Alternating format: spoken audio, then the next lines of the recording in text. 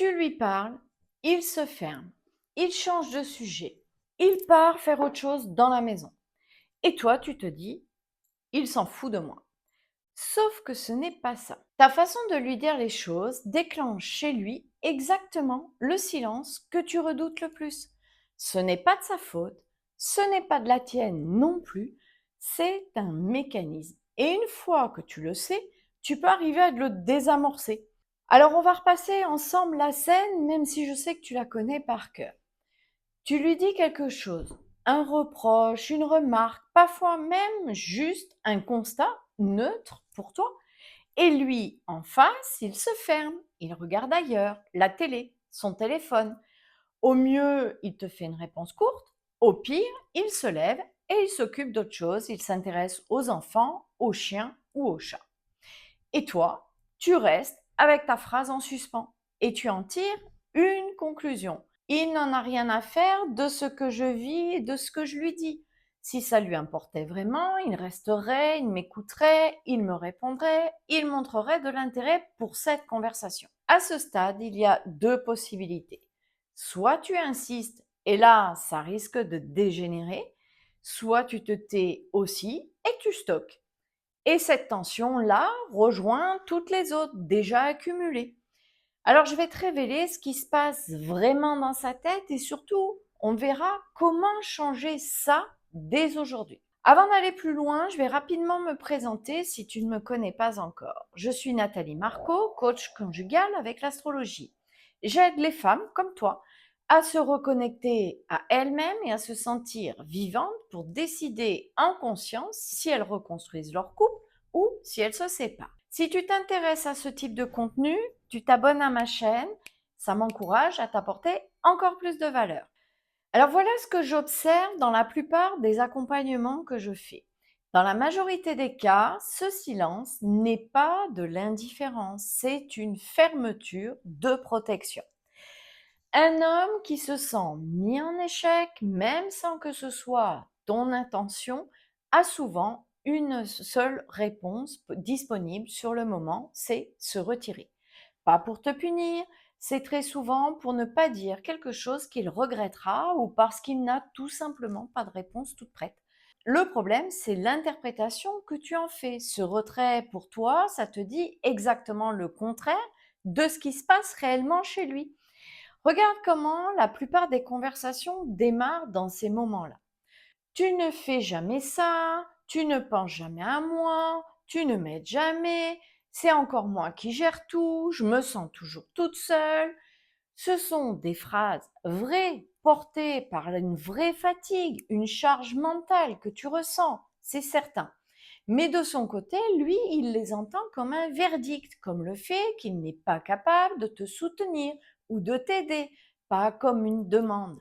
Et face à un verdict ou une accusation, il n'y a rien à répondre. Il sait très bien que se défendre, c'est nourrir la dispute et faire monter la tension entre vous. Se taire, c'est sa façon de fuir les discordes, d'attendre que l'orage passe. Ton homme va souvent choisir la sortie qu'il pense être la moins pire à ses yeux, c'est-à-dire se retirer en silence. Ce n'est pas qu'il n'a pas entendu ta douleur, c'est qu'il a entendu une accusation et qu'il ne sait pas quoi faire d'une accusation, sinon de la fuir. Mais il y a une deuxième couche à ce mécanisme, beaucoup plus discrète, et c'est souvent celle-là qui fait toute la différence une fois qu'on la connaît. Quand tu lui parles d'un sujet qui te pèse, toi, tu y penses souvent depuis des jours. Tu as retourné la phrase, pesé les mots, peut-être même anticipé sa réaction. Ta pensée, elle est déjà construite, argumentée, mûre. Lui, il découvre le sujet à l'instant où tu la lui prononces. Il n'a pas eu le temps ni l'espace pour la digérer, pour la comprendre en profondeur. Tu lui demandes une réponse là, tout de suite, sur quelque chose que tu prépares depuis une semaine, peut-être même plus. Ce n'est pas un manque d'intelligence émotionnelle de sa part, c'est une différence de timing. Et cette différence, la plupart des couples ne la voient jamais. Parce que socialement, on attend d'un homme qu'il réponde tout de suite, qu'il ait la solution au problème instantanément. Sinon, on le juge fuyant. Une fois que tu connais cette mécanique, Deux choses changent concrètement. D'abord, tu arrêtes d'interpréter son silence comme un désintérêt. Tu peux le voir comme un besoin de temps, un besoin de réflexion. Ensuite, tu peux changer la manière dont tu commences la conversation. Commence plutôt par un constat plutôt qu'un verdict ou une accusation. Ensuite, je t'invite à choisir le bon moment. Un moment où vous êtes posé plutôt qu'un moment de tension ou même le moment où il franchit le seuil de la porte après sa journée de travail. Et surtout, tu lui laisses la possibilité de revenir vers toi plus tard, au lieu d'exiger une réponse là, immédiate. Je te donne un exemple que tu peux transposer à plein d'autres situations. On est d'accord? Alors, admettons que tu partes au travail le matin avant qu'il ait fini son petit déjeuner. Tu t'attends en rentrant le soir que la vaisselle de son petit déjeuner soit faite ou déposée dans le lave-vaisselle. Parce qu'en fait, toi, c'est comme ça que tu fonctionnes. Sauf que lui, non. Bon, je sais, il y a des exceptions, mais c'est pour l'exemple. Habituellement, dès qu'il rentre, tu vas lui dire quelque chose du style: bon, t'as encore pas lavé ton bol ce matin, je suis pas ta boniche ou je suis pas ta mère. Lui, il va direct regarder la télé, voir les enfants ou jouer avec le chien. Il fuit. Alors imagine maintenant que tu lui dises quand vous passez à table ou quand vous vous installez devant la télé tranquille le soir alors que les enfants sont couchés. Tu sais, quand je suis rentrée tout à l'heure et que j'ai vu ton bol de ce matin sur la table de la cuisine, je me suis sentie pas respectée, pas aimée. Quand je rentre du boulot, je suis déjà pas mal fatiguée et j'ai besoin que la cuisine soit rangée pour pouvoir me détendre.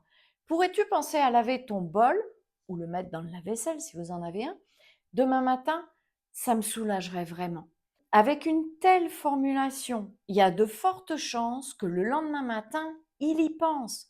Pourquoi? Parce qu'un homme n'a qu'une seule envie, c'est de voir sa femme heureuse. C'est ce qui nourrit le plus son ego d'homme, être capable de rendre sa femme heureuse. Alors je t'invite à tester cette nouvelle manière de parler. Alors je sais, c'est pas naturel au départ, faut tourner 7 fois sa langue dans sa bouche, mais je peux t'assurer que depuis que je l'utilise dans ma propre vie de couple, les tensions ont vraiment diminué et il passe plus à l'action.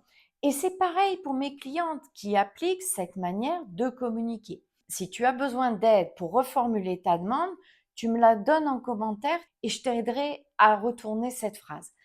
Attention, je ne suis pas en train de te dire que la réaction de fuite de ton homme, c'est toujours de la protection et jamais de l'indifférence.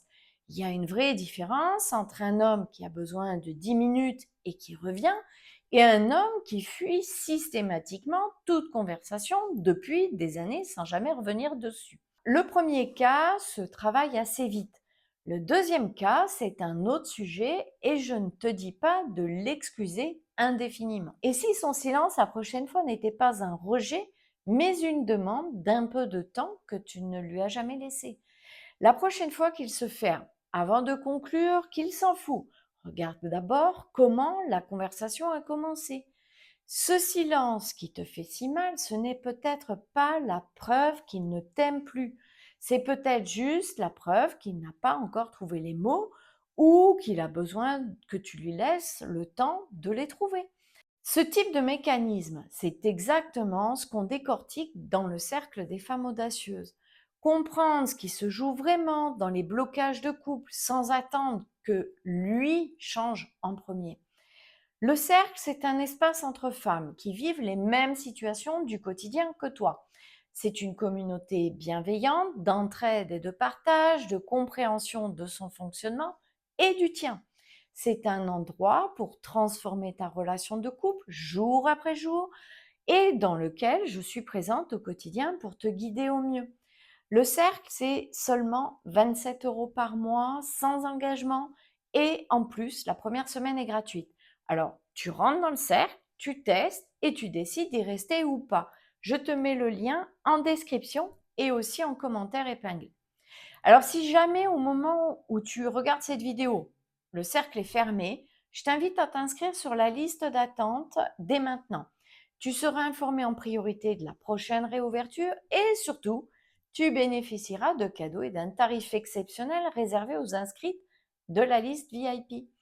Si tu as aimé cette vidéo, partage-la à une amie qui a besoin d'entendre ça et surtout, like et abonne-toi à ma chaîne. Je publie chaque semaine des vidéos sur la relation de couple et sur l'astrologie. Et souviens-toi d'une chose, ose être une femme audacieuse, déraisonnable et rayonnante pour une vie meilleure. Je te dis à la semaine prochaine. Ciao!